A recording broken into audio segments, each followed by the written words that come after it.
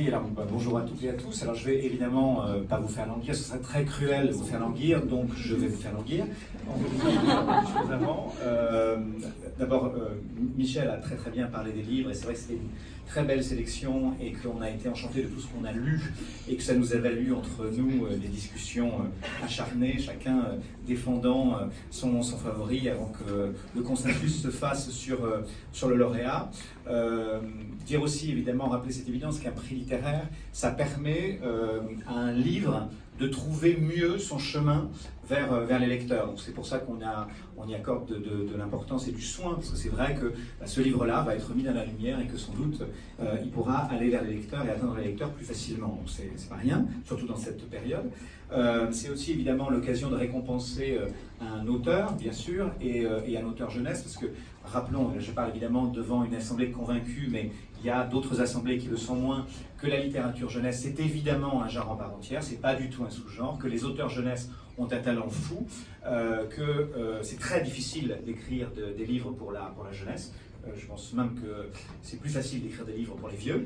En tout cas, voilà. Donc, il faut saluer ce talent-là, cette singularité-là, cette capacité à trouver une langue, à s'adresser à un public qui est à la fois très, très libre d'esprit et en même temps bizarrement très exigeant, parce qu'ils savent ce qu'ils aiment et ce qu'ils n'aiment pas d'emblée. Donc, il y a une espèce de lecture très sensible des mots qui leur sont proposés.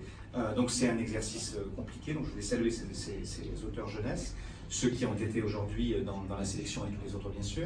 C'est aussi évidemment l'occasion de mettre l'accent sur une maison d'édition, parce qu'il n'y a pas de texte et il n'y a pas d'auteur s'il n'y a pas d'éditeur derrière. Donc il y a un moment des gens qui lisent, qui décident de faire un objet, et ce sont souvent des beaux objets. C'est-à-dire qu'indépendamment de ça, on a eu, parmi les livres qu'on a lus, des objets de qualité, il y a de l'élégance, il y a parfois du graphisme, etc. Donc c'est important aussi qu'on aille dire, on vous remet entre les mains quelque chose qui a de la valeur et de l'élégance. Voilà.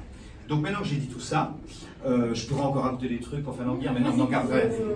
Donc le prix Gulli du roman 2019 est attribué à un livre qui nous a beaucoup plu et qui raconte une chose qui est, je crois, fondamentale pour le public auquel il s'adresse. C'est les relations amoureuses, au fond, sont au cœur de tout.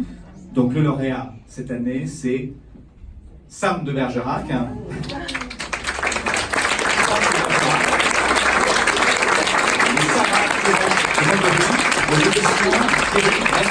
Bravo, félicitations.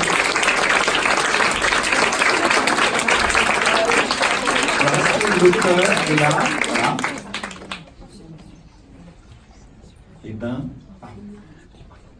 bravo. Bravo.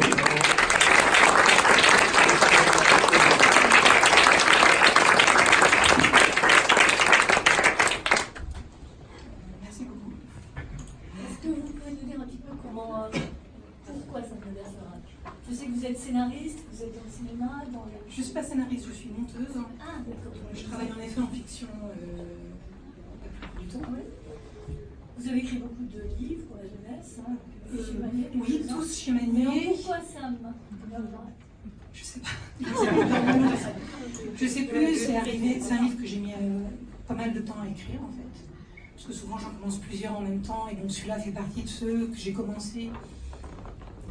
C'est peut-être parce que j'écris encore des lettres d'amour, tout simplement. Merci en tous les cas.